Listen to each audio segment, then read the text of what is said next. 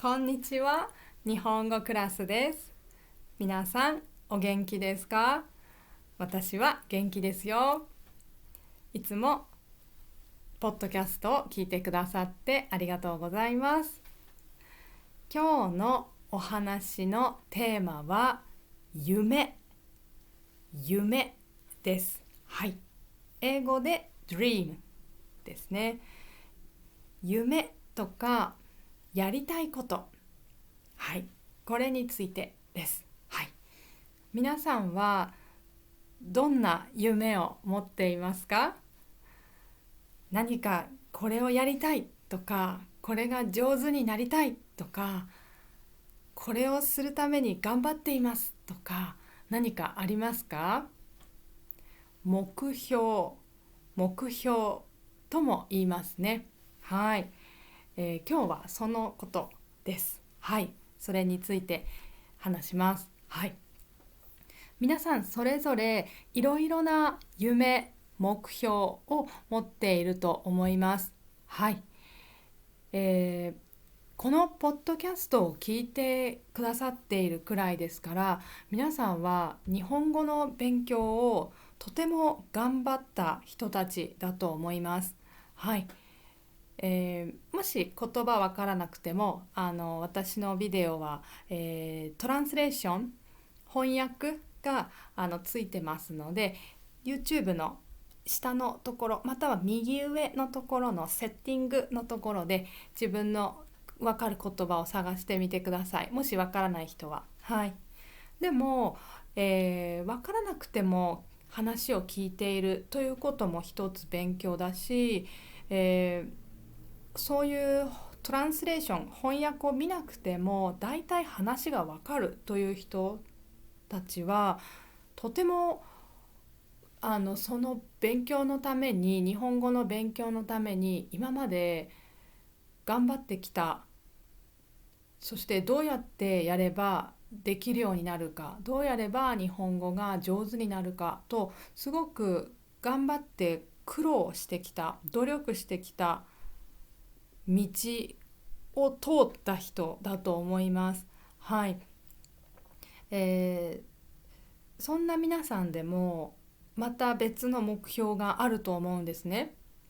今よりもっと日本語がわかるようになりたいとか、日本語じゃなくてもいいんですよ。何でもいいんです。料理が上手になりたいでもいいし、えもっと何でしょうね、例えば自分の会社を作りたいとか、それもとても大きな目標だし、自分が生きている中で何をしたい、何かをしたいっていうのがみんなあると思うんですね。うん、子供でもそうだし、私は大人になってからもそういう夢とか目標を持つことはすごく大事だと思います。はい。例えばダイエットをするとかももうとても大きな目標だと思うんですね。はい。で、目標って確かに考えるのって楽しいですよね。どうやればその目標を自分が本当に達成できるかっていうのを考えて予定を立てる、プランを立てる。その時楽しいんだけどなんかうまくいかないっていうことは多いですよね。特に今もう3月になりましたが、1月とかにその予定を考えたりしませんか？新しい年、ハッピーニューイヤーで、よし今年は新しい年だ、今年は何々をしたいとか、きっと目標を考えたと思うんです。どうですか？今もう2ヶ月経ちました。1月2月終わりましたね。どうでしょうか？その目標は今少しでも進んでいますか？進んでるっていう人はすごい素晴らしいと思います。はい。でもあれ忘れてたって人も多いんじゃないかなって思います。それは本当に皆さんそうだから。毎日の生活で忙しいからそればっかり考えられないとかありますよね。でもそうするとすぐに時間が過ぎてまた12月が来ます。はい。ああ終わっちゃった今年もっね。ですのでそれ私も同じですよ。だからなんかもうちょっと前に進みたいな、どうすればいいかなって私はよく思う。はい。それで、その助けをしてくれるいいヒントになる人が、いるいると思いまして、皆さんにもその人をこう紹介したい。みんなにもこの人の考え方をシェアしたいと思ってお話ししますね。はい、その人は、この人です。ちょっとよかったらポッドキャスト見てください。ポッドキャスト、スライドですね。大谷翔平さんです。はい。英語だと翔平大谷とよく言われてます。翔平大谷、大谷さんとか言われてますが、この人は写真がないんですが、これ野球をやってますね。はい、そうです。知っている方も多いと思います。野球の選手です。はい。知らない人のためにちょっとこの人を紹介すると、この人は野球選手です。日本人です。はい。今29歳だそうです。そして、今はアメリカのプロ野球チームで野球をしています。はい。前はエンジェルスというチームだったんですが、今はドジャース。日本語だとドジャースという発音です。ドジャースというチームで今、最近また野球をやっています。はい。この人は写真の中で2人いるように見えますよね。でもこれは1人の人で、この人は、野球のボールを投げることもするし、ピッチャーですね、ピッチャーもするし、バットでボールをパーンとこう打つ、バッターと言います。日本語でバッター、どっちもやります。はい、この2つをやるというのは野球選手では珍しい。はい、あまりいない。はい、そして、とてもいい成績を残せている人もほとんどいないそうです。その中で彼は今まであったこの例えば2つをやる、ピッチャーもバッターもどっちもやるっていう人で成績が良かった人の成績の記録、それよりももっと上の記録を出しました。はい。ですので、野球の世界ではもうすごいスーパープレイヤーだと言われています。はい。もうこの人は人間じゃないという言い方もされています。はい。そのぐらいすごい人です。あとはそうですね、この人の凄さを言うと、この人の契約、今新しいチームで野球を始めたんですが、それがドジャースっていうチームなんですけど、そこの契約をしますよね。野球ってこのチームで私は野球します、じゃあこれうちのチームとあなたは契約する、いくらで契約しますってね、ありますね。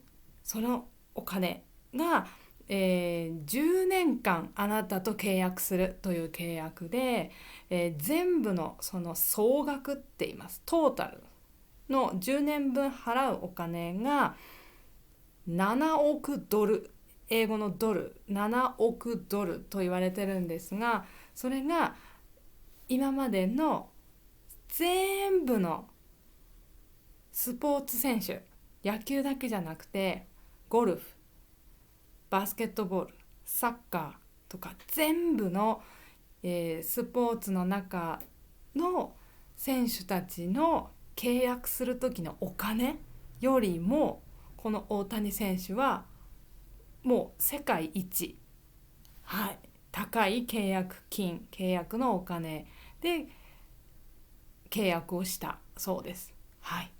だからそれだけその野球チームはこの人が欲しい、絶対欲しい、絶対うちのチームに来てくださいということで大きなお金を払うという約束をしたんですね。はい。なのでそれを言ったら多分分かってくれますかね、どれだけすごい人か。はい。お金だけではないんですが、この人はいろんなことで素晴らしい人だというふうに言われてます。いろいろあるんですけど、ただ今日は目標ですよね。話すことは目標。これだけすごい成績を出している野球の世界で、その人はもう昔から野球がよくできるんでしょ、運動がよくできる人でしょ、私とは違います、私はダイエットしたいけどもう昔から運動があまりできないからこの人とは違うんですともう考えることできるし、ビジネスやりたい人もいやいやいやいや、大谷さんとは全然僕は違うよ、全然この人は全然私と同じじゃないから話聞いても無理無理ってね思ってしまうと思います。だけど大丈夫です。これはですね、この人の考え方というのは今日本でとってもブーム、日本人多くの人が知ってます。あ、大谷君はこういうふうに子供の時から考えて予定を立てて計画をして野球選手になったんだ。あ、この方法は私も使える。大人になった私でも使える、といろんな人が言ってます。はい。それでテレビとかでもたくさん紹介されているし、はい。よく知ってるます日本人はね。ですのでぜひ多分知らない人多いんじゃないかなと思うんで、この YouTube、ポッドキャスト聞いてくださってる方なので紹介して、ぜひねみんなにも自分で考える時に少し使ったりヒントにしてくれたらいいなと思って、はいシェアします。はい。大谷さんだってやっぱり初めは私たちと同じ人です。失敗もしてきてます、たくさん。はい、怪我も多いし。そうなんですね。だからそれでもなんでこんなにうまくいってるのかなっていうのを見てもらえばちょっとわかると思います。はい。じゃあ紹介しますね。写真を出すの忘れていました。はい。ね、これみんなが頑張って上に登っていく様子を写真を探したんですがみんなは今きっとねこんな感じかもしれないですね。自分の目標に向かって一生懸命山を登っている。はい、そう思います。はい。一人かもしれないし、誰か一緒に友達が隣にいるのかもしれない、家族がいるのかもしれないけど、やっぱり登るのは自分ですね。自分の足で登らなければいけないから簡単ではないですよね。どんな目標だとしても。そうだから、じゃあどうやって予定立てればいいのかなっていうのを、はい、じゃあお見せします。大谷さんが実は、高校生の時に書いた目標です。はい。何でしょうってね、ちょっと見せる前に、大谷くんは、そうですね、私は大谷くんって言ったり大谷さんって言ったりいろいろしてますが、そうですね、大谷さんにしましょう。ね、大谷さんはですね、小さい時から野球やってるんですが、特に高校生の時に、高校の野球部、部活です。はい、前部活の話をしたことがありますね。部活で、野球部ですよ、もちろん。そこの監督、コーチです。コーチが野球部のメンバーみんなに毎年この紙を書きなさい。この紙に目標を書きなさい。やりたいことを書きなさいと言って書かせていたそうです。その方法が今日紹介したい。まず1つ目の方法です。はい。今日2つ紹介しますね。1つ、大谷さんの方法。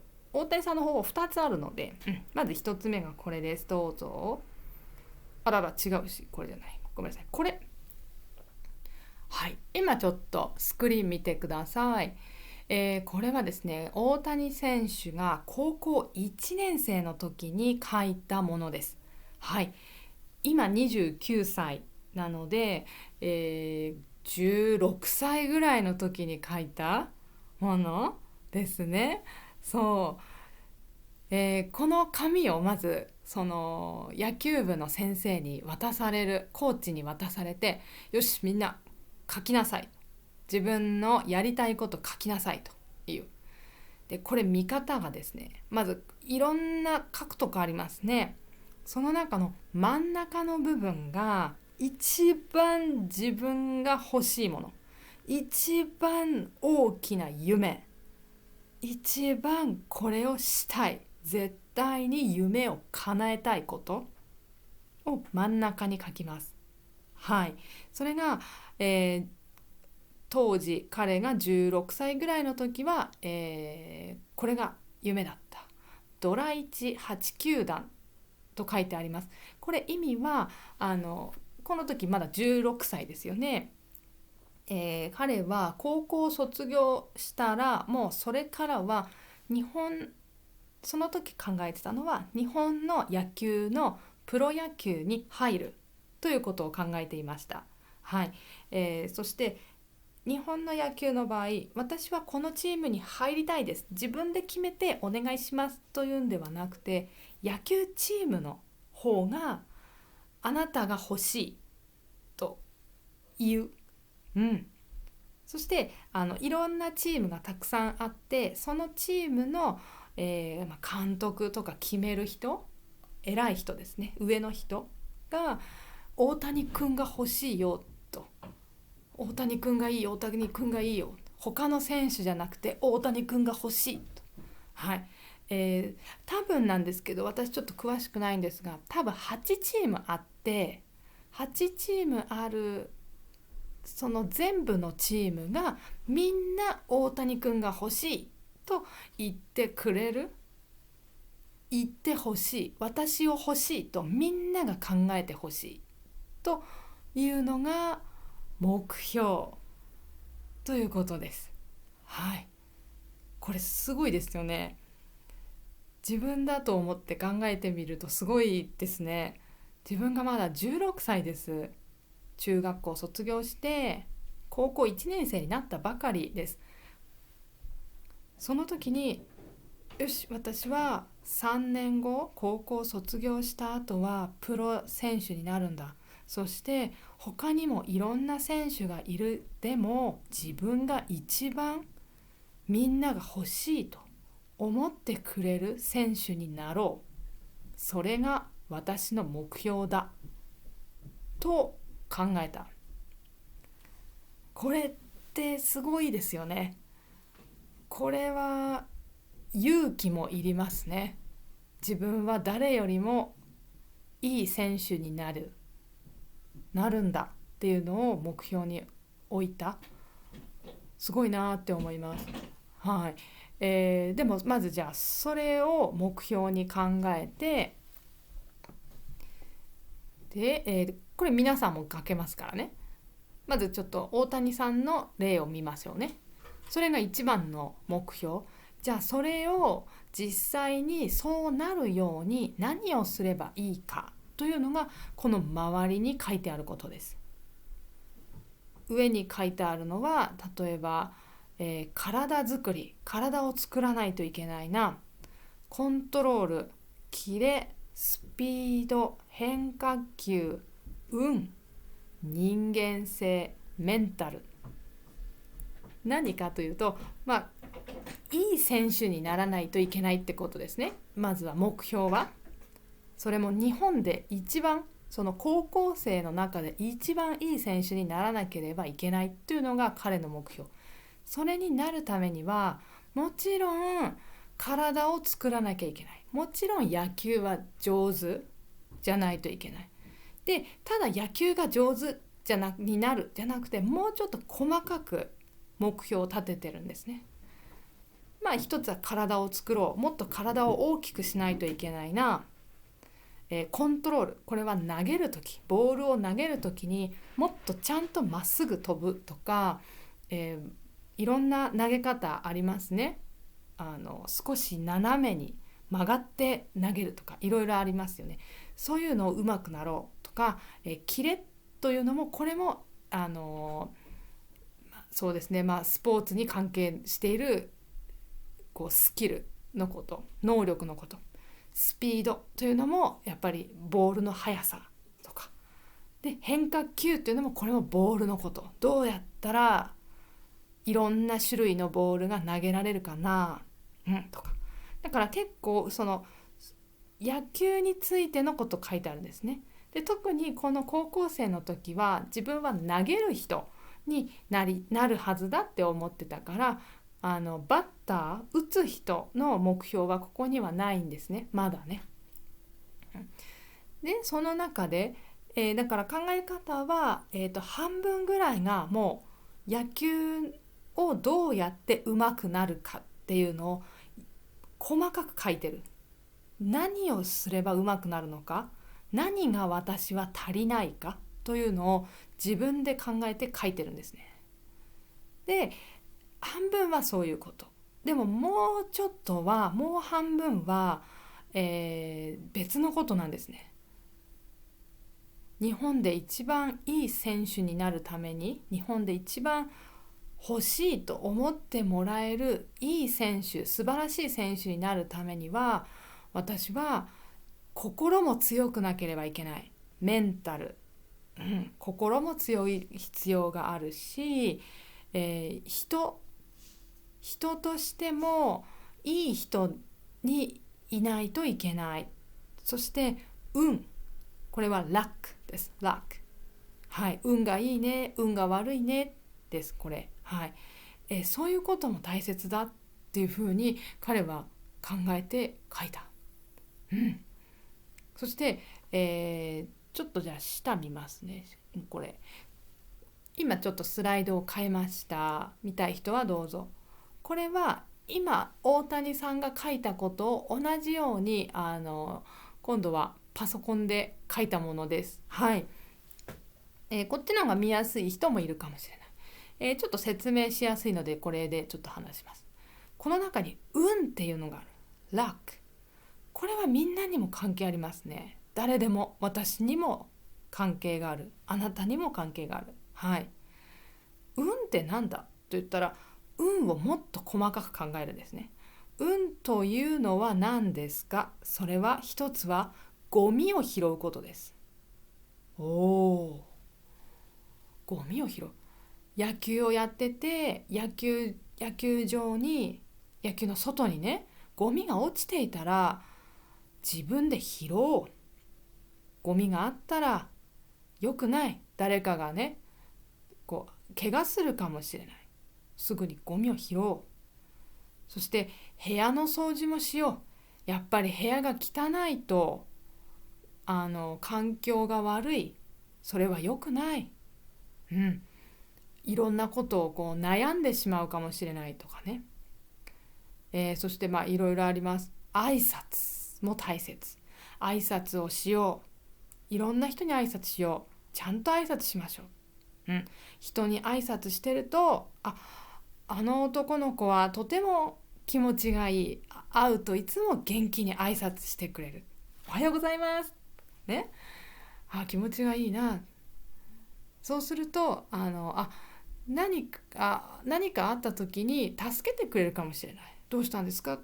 名前はあなた知らないけど、いつも挨拶してくれる男の人ね、野球をやっている男の人だよねとか言って、それはいいですよね。挨拶してただけで人が助けてくれるかもしれない。運が良くなるかもしれない。こういうことです。いろいろそういうことを考えた。はい。ですので、運を良くするため、自分の運を良くするためには、この123456788個のことをやれば良くなるんじゃないかなと自分で考えて書いてるんです。だから、全部同じです。こっちの人間性だったら、私はもっと人として野球だけ上手にできますじゃダメ。人としてもいい人じゃなきゃダメだ。尊敬される人にならないとダメだということで、どうすれば良くなるんだろう、ね、愛される人間になろう、人から愛してもらえる、大切にしてもらえる人になろうとか、感謝、ありがとうの気持ちを忘れないとか、礼儀マナーですね、マナーをしっかりしよう、とか、これも継続力と言います。継続力というのは何かを始めたらやめない、続ける、よくあります。やっぱりダイエットでよくあります。ダイエット昨日から始めたけど、もう今日外に走りに行くのちょっとやだ、今日天気悪いから行くのやめようかな、今日行かなくても大丈夫じゃない、明日行けば、もう続くことできない、継続力がない、それはダメだと、だから何か自分で始めようと思ったら続ける、それは大事だ。それは私という人が良くなる、人間として私はもっと良くなるために何かちゃんと続けようってことですね。これはですね、本当にすごいです。はい、日本人の私が見ても、いやーすごいと思いますし、やっぱり内容がすごい、書いてることが素晴らしいので、やっぱりテレビで紹介されたり、オンラインで紹介されたりしますよね。これを16歳の男の子が書いていたと思うと、まあすごいです。びっくりします本当に。はい、例えばそうですね、ちょっとこっちに戻しますね。こっち結構彼のね、大谷君の字の方が面白いかも。体を作るっていうところもすごく面白くて、体を大きくするためには食事は夜7杯朝3杯と書いてあります。これはご飯です。ライス米をたくさん食べて体を大きくしようと考えたんですね。朝3杯食べよう、すごいですね。で夜は7杯だ。すごいいっぱい食べる。でもこれ多分毎日やったんだと思います。そうしないと体が大きくならない。ねこのように細かく目標を立てる。もう大きな目標を最初立てて、その目標を細かくする。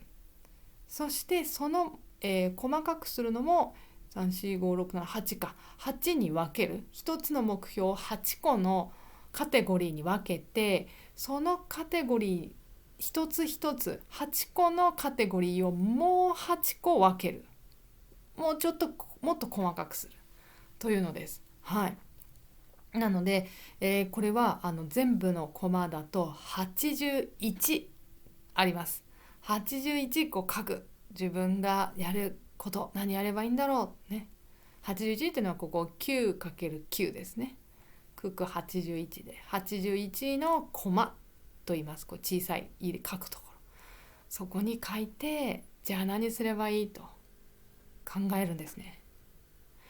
これ、やってほしい。ぜひ皆さんに。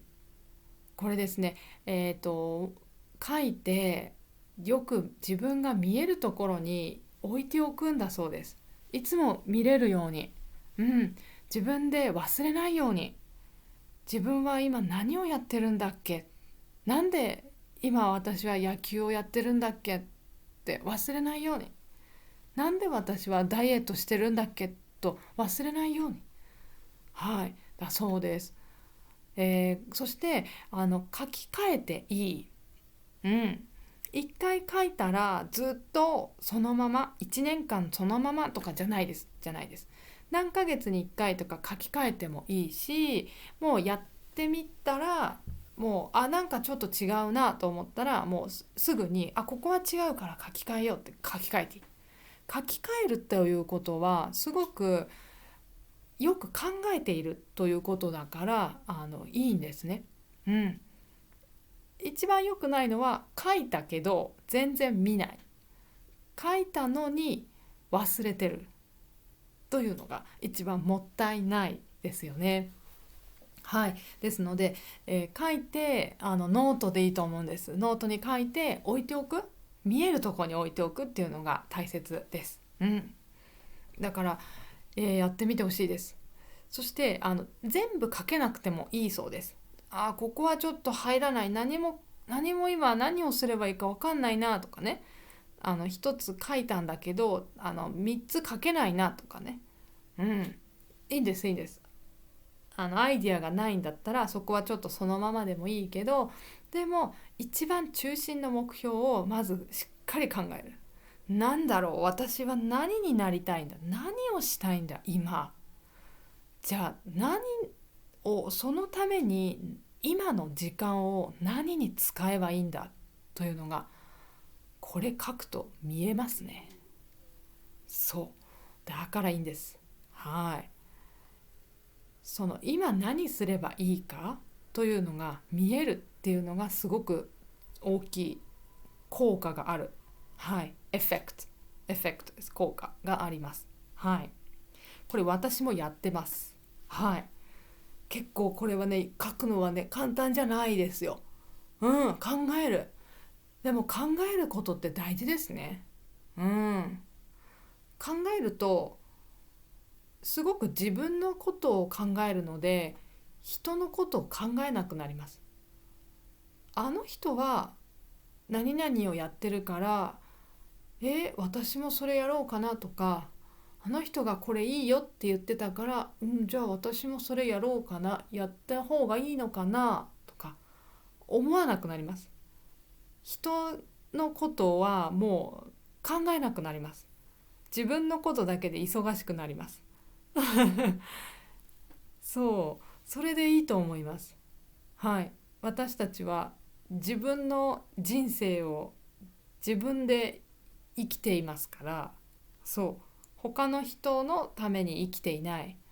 自分の人生は自分のために生きないとつまらなくなりますよね。だからいいんです。だから大谷さんはすごく人に影響を受けない。人が何を言ってたり何をやってても僕は関係ないという、そういうクールなところがありますね。だから失敗しても、野球チームの人が言ってました。大谷翔平は、野球でうまくいっていない時でも全然すぐに気持ちを変える。失敗したことをずっと覚えていない。また失敗するかもしれない、心配だ心配だというのがないそうです。すぐに前は失敗した、でも次は新しいから、次はまた新しいステージだから大丈夫、前は前、終わり、次は新しい方に、新しいことだけ考えよう、というふうに気持ちをコントロールするのがとても上手だそうです。はい、これ書いてればできるようになりそうですよね。すごいですね。だから紹介したいと思ったんです、皆さんにも。ぜひやってみてほしい。これは皆さんの自分の好きな目標を立てればいいんですよね。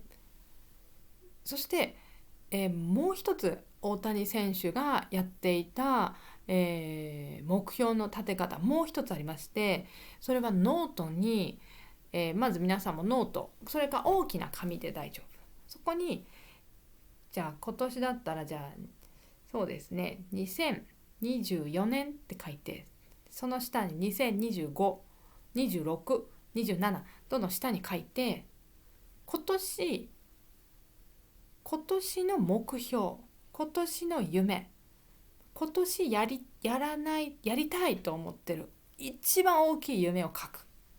はい、今年はこれ、今年のテーマはこれ、来年はこれ、2027年はこれ、28年はこれ。それはできるだけ大きく考えてください。自分の人生を思ってください。目標はですね、彼は18歳から70歳まで書いたそうです。70歳、すごいですね。これ18歳の時にやったそうなんですが、これもやっぱり野球のチームの監督、コーチが書きなさいと言った。すごいですね。この監督は素晴らしいですね。今みんなは18歳だ。そろそろ高校を卒業する。でもこれからどうなりたい？どうやって生きていく？どういうふうに考えてるか書きなさい、紙に。はい、みんなもやってみてください。これ私もやりました。はい、その私大谷さんの目標も見たんですけど、野球のことだけじゃなくて、何歳になったら結婚する、そして何歳になったら子供を産む、それも男の子が生まれるとかって書いてたりしました。はい、で何歳になったら野球をやめる、はい、それも書いていた。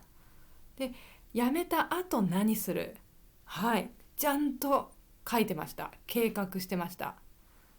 この時には、例えば、40歳になったら日本に帰って日本の、子供たちのために野球を教えるとか、例えばですよ、結構具体的、はっきりと目標やること書いてました。はい、そうですね。で70歳までだから、もう野球の世界を本当にもう何も関係なくなる。もちろんプロ野球はもう35歳ぐらいだったかな、確か35歳ぐらいで辞めるだったか40歳だったかぐらいでしたけど、その後は教える人になるとか書いてあって、で教えることもやめるという、その引退、老後とも言います。老後、もうおじいさんになって働かないという状態、そこも書いていて、世界に旅行に行くとか書いてましたね。引退しても健康的に運動を続けるということも書いていたと思います。はい、すごく具体的に書いていて、面白いと思って、すごくイメージを持っているんだなというふうに思いました。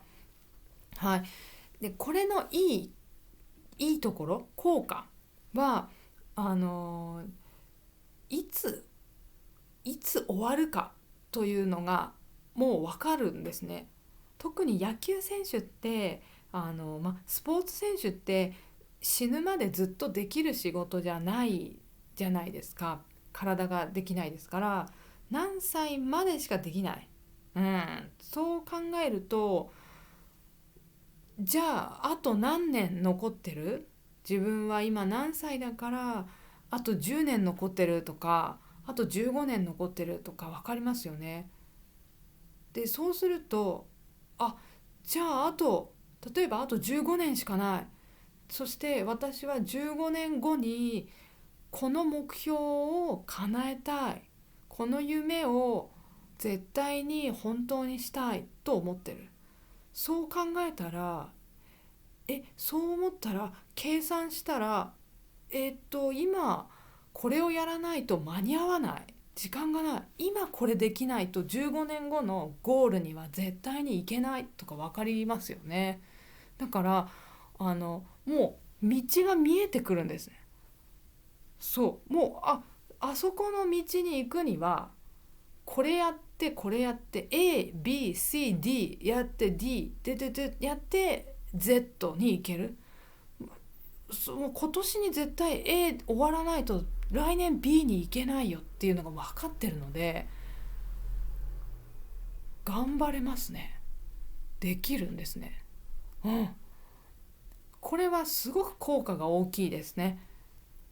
3ヶ月後の目標を立てる、3ヶ月後に、何々したい、何々できるようになりたい、ダイエット成功したいでもいいんです。もちろんそれより1年後とか、またはもっと先の目標を考えて、そのために今何すればいいかっていうふうに考えると集中できる、はい、フォーカスできる。他のことをあまり考える暇がなくなる。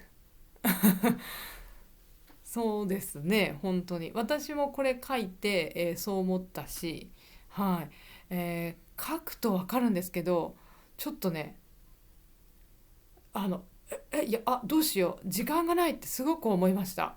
私の目標はこれなのに、もっと時間あると思ったのに、あんまりないね時間。早く今 ABC、 例えば今 ABC できないと、いや私にはあと例えば10年しかないのに Z までいかない。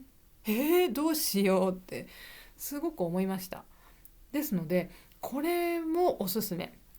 はい、さっきの、こういうふうに細かく目標を分けることは今何すればいいかはっきりするので、これもやった方がいいし、もう一つはこの自分の毎年毎年の目標を先に考えておく、はい、ことをやるというのもとても効果があります。はい、目標を書いておくというか、自分が行きたい道ですね。私はどの道に進みたいのか、それが書くと分かります。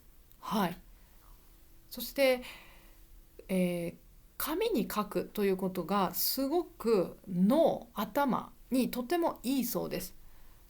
自分の頭の中で考えているだけでも考えられるんだけど、紙に書いた方が頭の中はもっともっと整理される、きれいになる、うん、だから、書いた方がいい、はい、そして、書いた方が忘れにくい、はい、だそうです。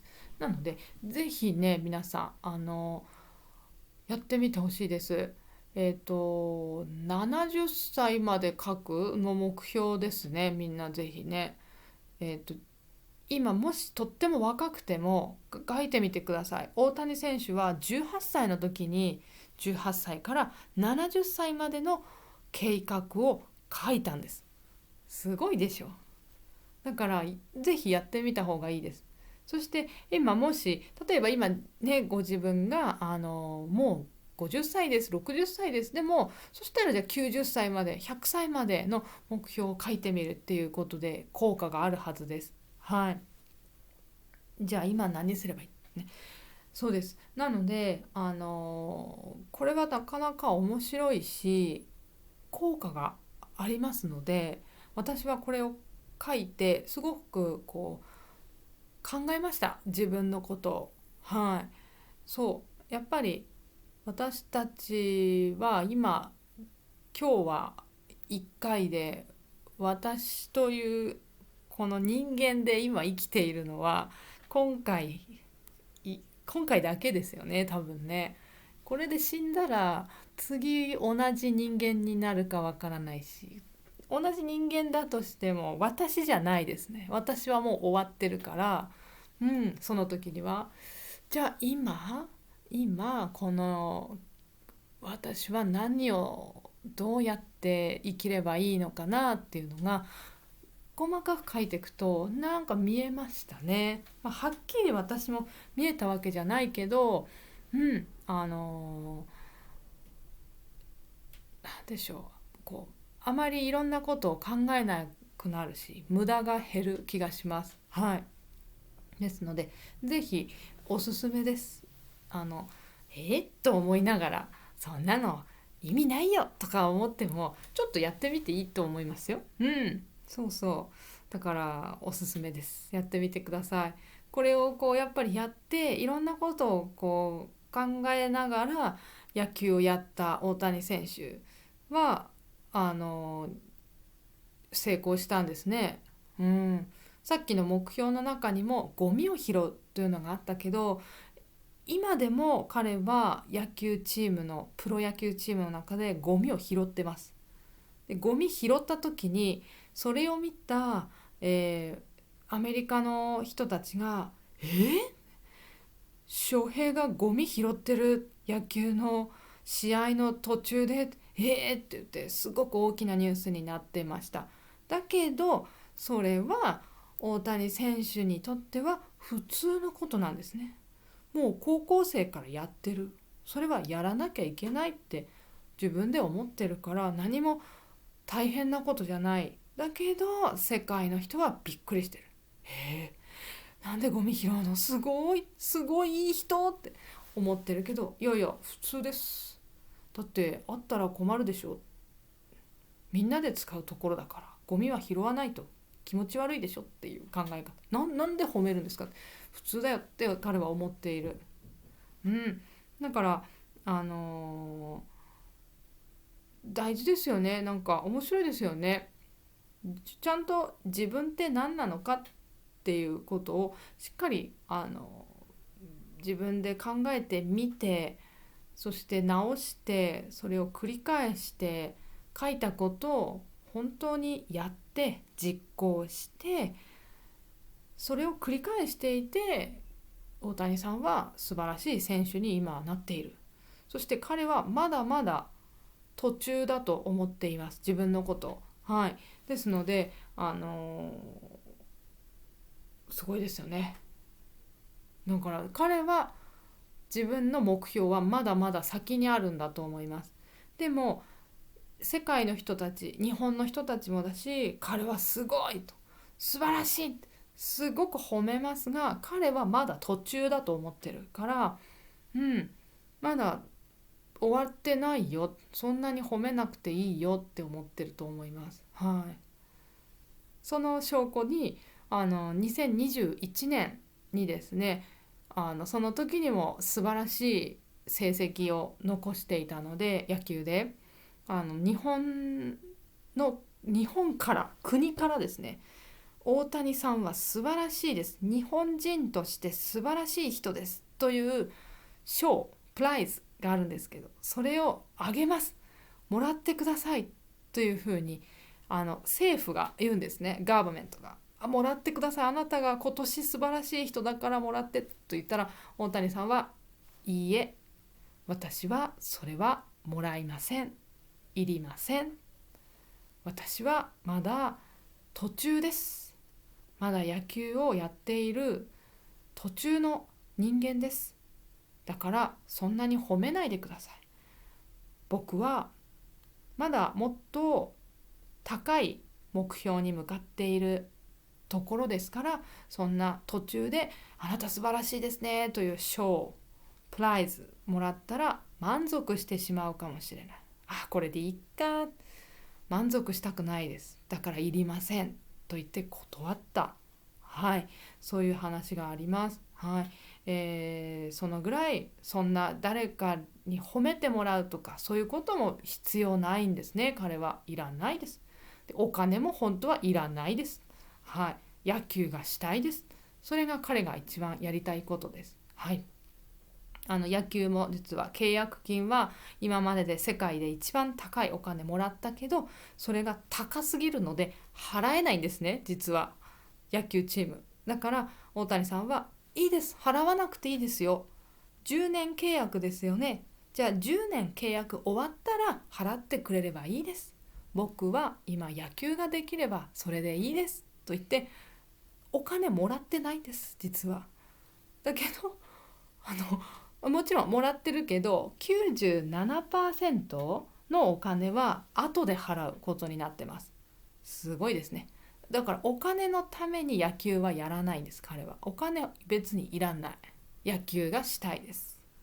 自分がどれだけいい野球ができるか、自分がどれだけいい記録が残せるか、それが大事です。そっちの方が大事、お金はいりませんという考え方ですので、すごいですね。はい。だから日本人だけじゃなくて世界中の人から素晴らしい人だと言われているということですね。はい。私も本当に尊敬しています。はい。そして、実は彼は昨日くらいに結婚しますという発表をしたばかりです。はい。おめでとうございますということですね。はい。ぜひ大谷さんのことをぜひ今日は詳しく言ってないです。実はもっと本当にすごい人、いろんな話がありますので、よく知らない人はぜひインターネットで調べてみてください。はい。人としても本当に素晴らしい人ですよ。うん。ね、皆さんそんな風にして皆さんの目標に、到着、そこに達成できるといいなと思います。私もそれは自分にも同じことが言えます。はい、私も頑張ろうと思います。はい、今日は今日しかないです。はい、明日は一日年を取ります。今が一番若い、よく言いますよね。今日が一番若いんですよ、ね。はい、やっぱり若い方が元気ですから、エネルギーがあるから。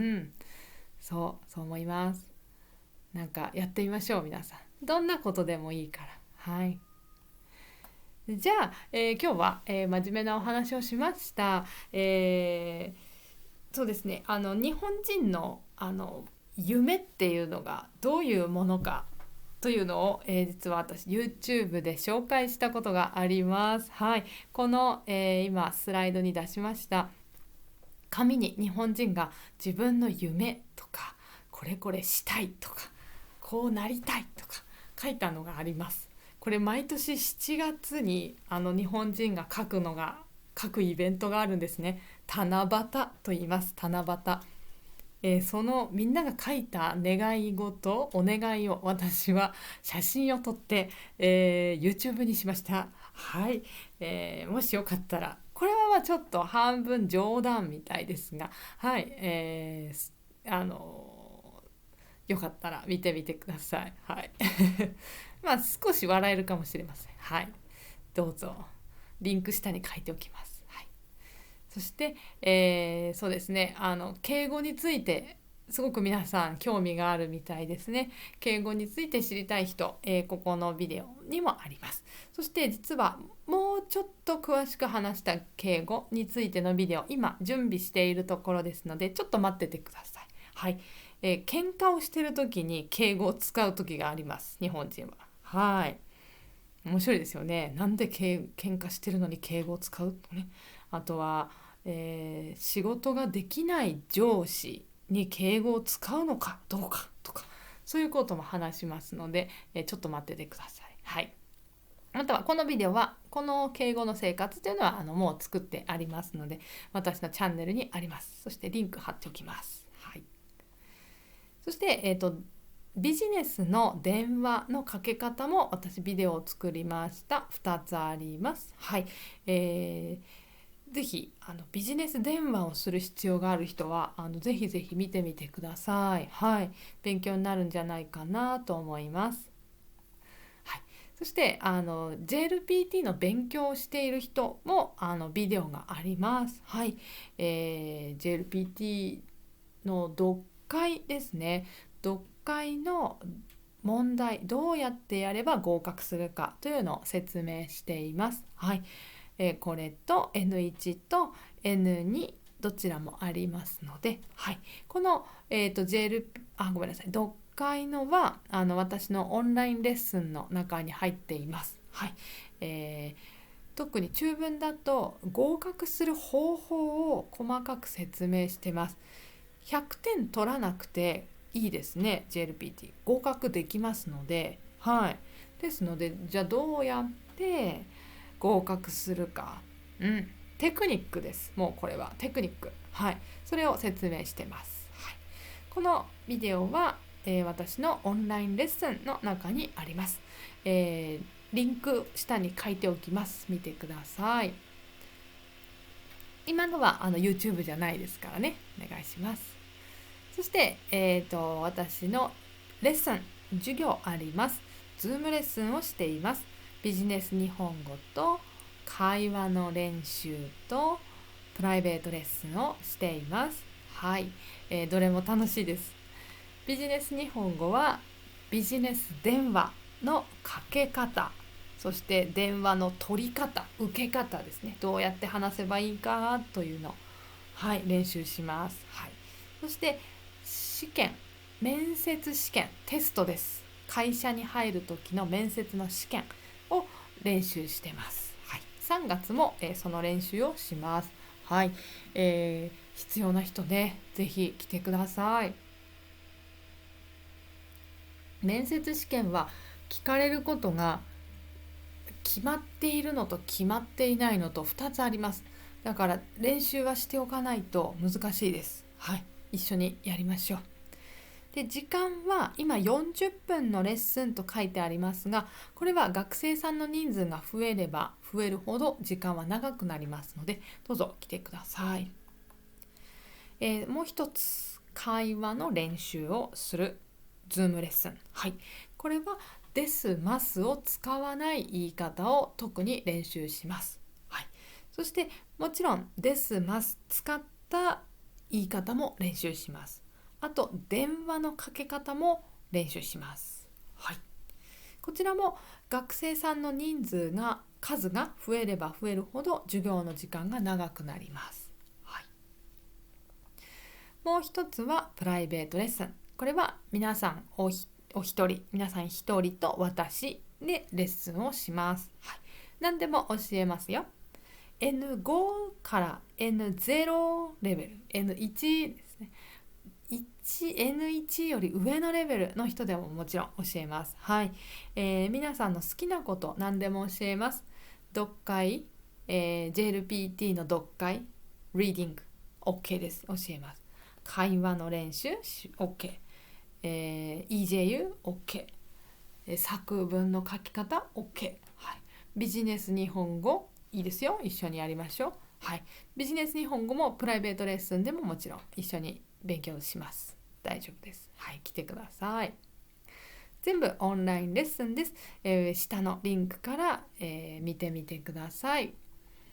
はい、そして私は Twitter X もやっています。はい、この私のリンクも今日のコメントとディスクリプションに書いておきます。はい、ぜひフォローしてください。新しいビデオを作った時に皆さんに連絡します。はい、じゃあ皆さんぜひこれね、最後まで聞いてくださった方ありがとうございます。本当にもうすぐにでもノートに目標を書いてみてほしいです。私は何をしよう、今は何をするために生きなければいけないかと、ね、何のために時間を使わなければいけないか、ちょっと書いてみましょう。よく考えるって大事です。自分のことをよく見るって大事ですね。そうそう、ぜひぜひやってみてください。何回書き直してもいいんです。消して書いて消して書いていいんです。よく考えてるということだからいいんです。やってみてくださいね。応援してます。私もそれはやってますので、はい、ぜひやってみてほしいです。そしてよかったらコメントで私の目標はこれです、私の夢はこれなんです、そのために頑張ってますとか教えてくれたら嬉しいです。はい、私も応援します。はい、やってみましょう、一緒にね。私と一緒に。はい、じゃあ今日もありがとうございました。皆さん本当に一緒に頑張りましょう。失礼します。